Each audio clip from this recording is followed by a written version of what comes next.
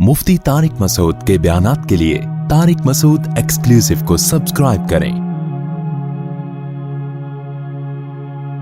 Tariq Masood exclusive.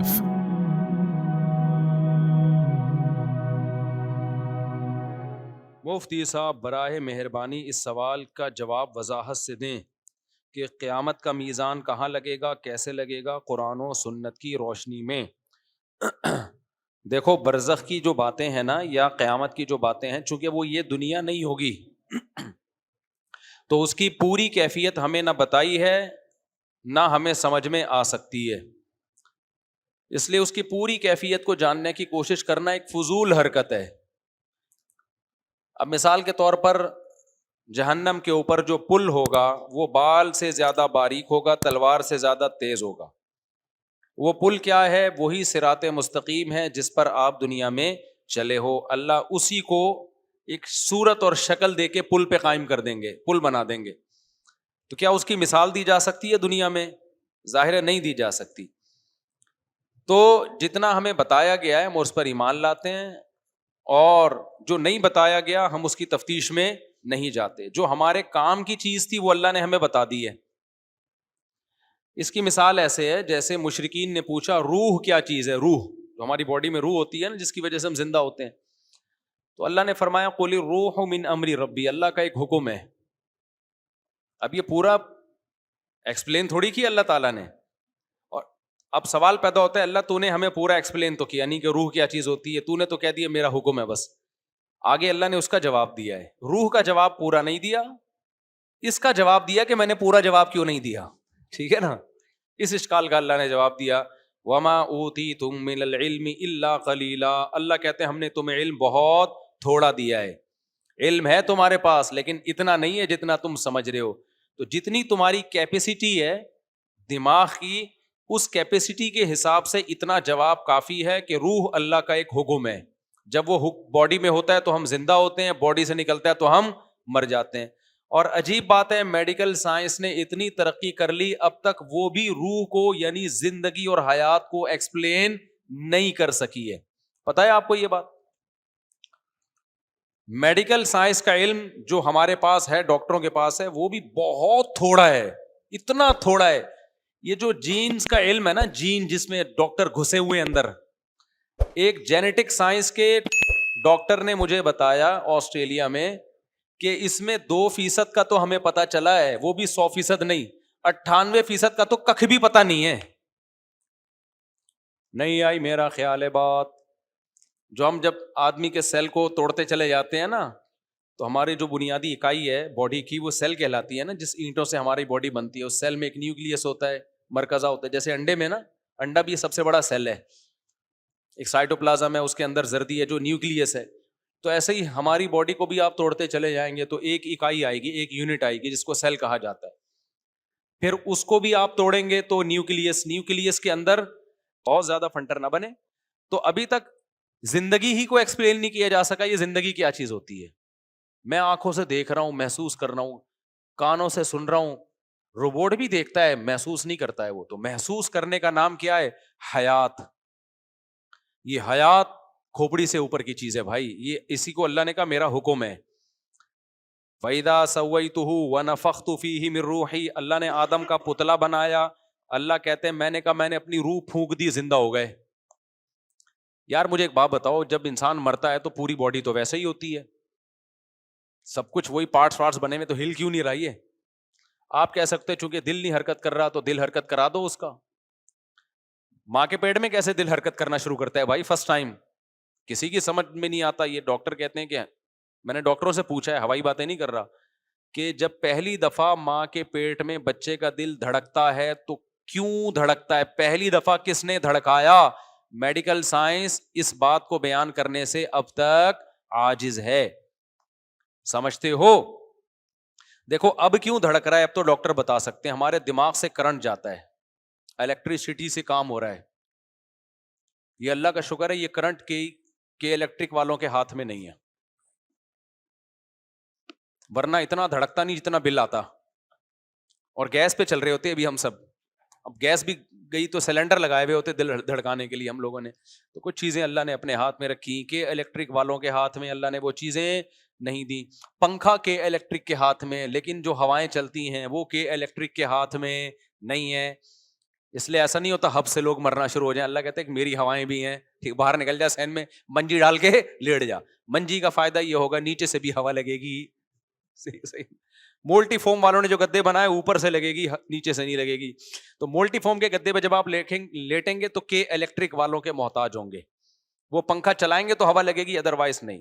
لیکن اگر آپ منجی پہ لیٹیں, چارپائیوں پہ لیٹیں, تو بھائی اس میں سے آٹومیٹیکلی جب ہوا چلے گی تو چاروں طرف سے آپ کو ہوا لگے گی. اس لیے اپنے آپ کو بہت زیادہ ان چیزوں کا محتاج نہ بناؤ, قدرتی ماحول میں رہنے کی عادت ڈالو. سمجھتے ہو کہ نہیں سمجھتے ہو؟ میں سعودی عرب میں 2 مہینے رہا, ایئر کنڈیشن ہی میں رہتے ہیں, میرا دماغ خراب ہو گیا وہاں پہ, میرا دماغ پھٹنے لگا. میں آیا گھر میں 2 مہینے بعد, جب میں آیا نا, میں نے پنکھا چلا کے لیٹا یار, کھڑکیاں کھول دی کمروں کی. خدا کی قسم, جو نیچرل میں مزہ ہے نا وہ آرٹیفیشل میں نہیں ہے. پتہ نہیں لوگ 24 گھنٹے اے سی میں پڑھتے کیوں نہیں ہیں. عجیب ذہنی کوفت ہونا شروع ہو جاتی ہے. عادی ہو گئے ہیں, ہم نے اپنے آپ کو عادی کیا ہی نہیں ایئر کنڈیشن کا. تو میں کیا کرتا ہوں, میں تو آتا ہوں, میں آیا, میں نے گھر کے چاروں کھڑکیاں مڑکیاں کھولی آرام سے. گھر ایسا بنایا کوئی کھڑکیاں کھول کے بے پردگی نہ ہو. آج کل گھر بھی اس طرح کے ہوتے ہیں کہ وہ کہیں نہ کھڑکی کھول سکتا ہے آدمی, نہ کہیں صحن میں لیٹ سکتا ہے. تو اس سے یہ جو نیچرل لائف ہے نا یہ سکون دیتی ہے انسان کو. پنکھے کی بھی اپنا مزہ ہے بھائی, اگرچہ پنکھا نیچرل نہیں ہے لیکن اس کو ڈنگ ڈنگ ڈنگ کی آواز کا اپنا مزہ ہے. ابھی تمہیں اگرچہ تم لوگ دین سننے کے آئے لیکن تھوڑی سی باتیں بھی سن لو نا. میں جب جاپان گیا نا ابھی, تو مجھے جو کمرہ دیا ارشاد بھائی نے, وہ اس میں سردیاں تھی تو پنکھا تو چلا نہیں سکتے تھے. اب ہیٹر چلاتے تو مجھے ہیٹر سے تکلیف ہوتی ہے. یہ جو ہیٹر ہوتا ہے نا ایئر کنڈیشن میں, جو ہیٹر بھی چلتا ہے نا, یہ عذاب ہے. یہ گیس کا ہیٹر بھی ایک عذاب ہے. لکڑیوں کی آگ بھی ہم نے تاپی ہے, اس میں وہ ٹینشن نہیں ہوتی جو گیس کے ہیٹر میں ہوتی ہے. پتہ ہے آپ کو, لکڑیوں کی آگ جلا دو نا کمرے میں, اس سے جو ہیٹ ملتی ہے اس سے آدمی اسٹریس ڈپریشن میں نہیں جاتا. یہ جو گیس کا ہیٹر ہے نا یہ عجیب سی چیز ہے یہ. تو میں نے کہا بھائی ہیٹر نہیں چلاؤ, نہ اے سی والا ہیٹر چلاؤ اور نہ گیس والا. اب سردی بہت ہے تو ڈبل رضائی لے لیں گے ہم, کوئی بات نہیں. اب جب ڈبل رضائی لے رہے ہیں تو اب پنکھے بھی نہیں چل رہے, ہیٹر بھی نہیں چل رہا, کچھ بھی نہیں, تو آواز, اب کوئی ذرا سا ٹھک ہو آواز آتی ہے. ساتھ میں ان کے بچے تو بات چیت کریں گے, شور شرابہ کریں گے, نیند ہی نہیں آ رہی. تو میں نے کیا کیا, میں نے کہا مجھے تو پنکھا چلانا ہے. پنکھا تھا ہی نہیں, سوری, جاپان میں سرد علاقوں میں تھوڑی پنکھے. تو میں نے کیا کیا, میں نے کہا یار یوٹیوب ہر بیماری کا علاج ہے, مجھے چاہیے پنکھے کی کڑنگ کڑنگ آواز.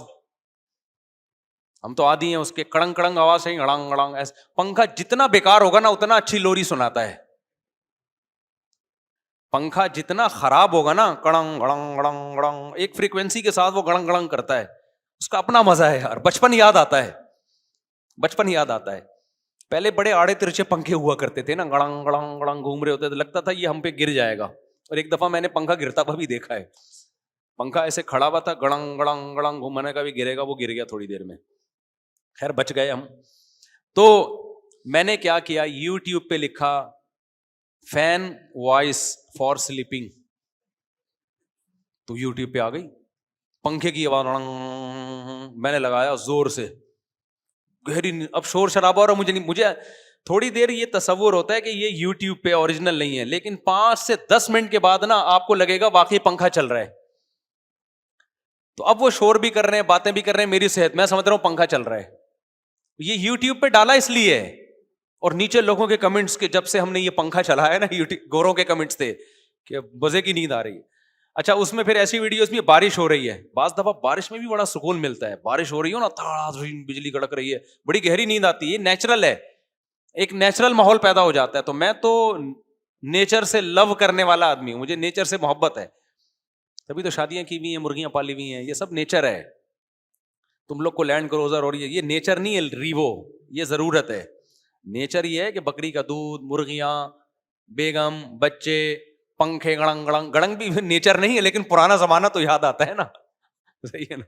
ایئر کنڈیشن نیچر نہیں ہے, کمبل نیچر نہیں ہے, رضائی صدیوں سے انسان, میں کمبل میں نہیں سوتا کبھی. آپ دیکھ لیں میں جہاں بھی جاتا ہوں بولتا ہوں بھائی رضائی چاہیے ہمیں. رضائی کا ایک ویٹ ہوتا ہے, سردیوں میں جب رضائی لحاف اوپر لیتے ہو اس کا اپنا مزہ ہے, کمبل میں وہ مزہ نہیں ہے. دوسرا کمبل میں گڑبڑ کیا ہوتی ہے, وہ کرنٹ مارتا ہے,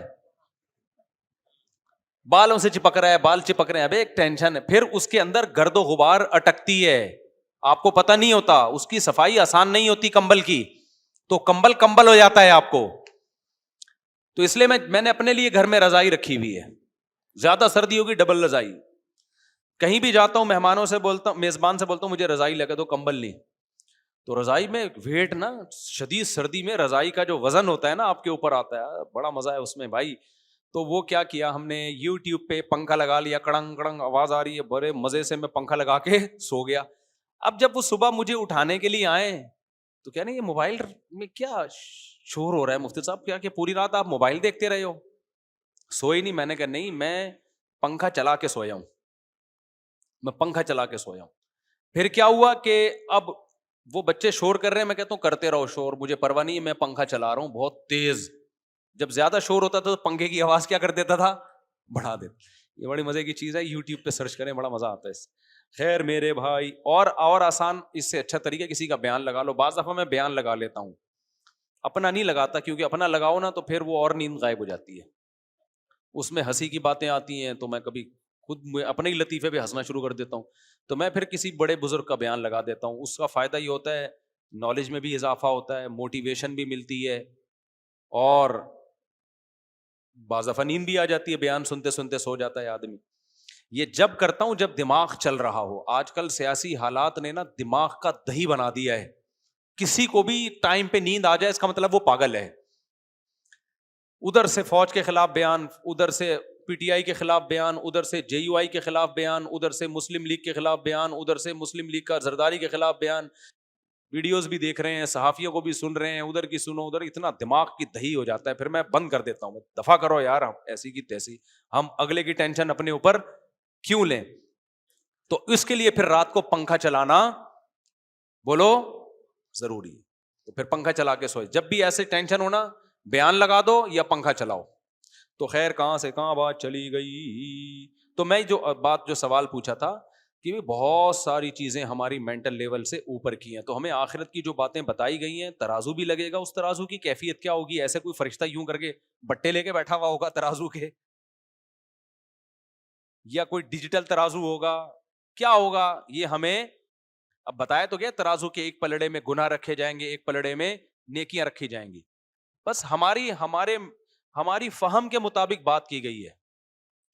دیکھو ترازو تو یہ بھی ہے جو آج کل تھرمامیٹر بھی تو ایک ترازو ہے نا, جو ٹیمپریچر کو ناپتا ہے. اب 1400 سال پہلے کسی کو بتایا جائے کہ ایک ترازو ایجاد ہوگا 1400 سال کے بعد جو بخار کو ناپے گا کہ کتنا ہے, تو کسی کی سمجھ میں آتی ہے یہ بات کہ بخار کے ایک پلڑے میں لا کے رکھیں گے؟ نہیں بھائی, ایک جو پارا ہے نا, پارا وہ زبان کے نیچے رکھا جائے گا, وہ بتا دے گا. تو اعمال کیسے تولے جائیں گے اس کی حقیقت اللہ جانتا ہے. تو اللہ نے ہمیں جو جتنا بتا دیا ہم اس پر ایمان رکھتے ہیں. پوری کیفیات نہ ہمیں معلوم ہے, نہ ہمیں ان چیزوں میں پڑھنے کی ضرورت. جو چیز ہماری پریکٹیکل لائف سے جس کا تعلق تھا اتنا اللہ نے ہمیں بتا دیا, اور آگے ہم جانے کی کوشش کریں گے تو اللہ نے کہا وما اوتیتم من العلم الا قلیلا, تمہیں اللہ نے نالج بہت کم دی ہے. نالج کا مطلب کیپیسٹی تمہاری نالج کی بہت کم ہے, اس سے آگے بڑھنے کی کوشش مت کرو. یہی اللہ کے بارے میں بھی, اللہ عرش پر ہے, علم اور قدرت کے لحاظ سے ہر جگہ ہے. کیسے ہے بھائی ہمیں نہیں پتا, اس میں ہم جا نہیں سکتے آگے.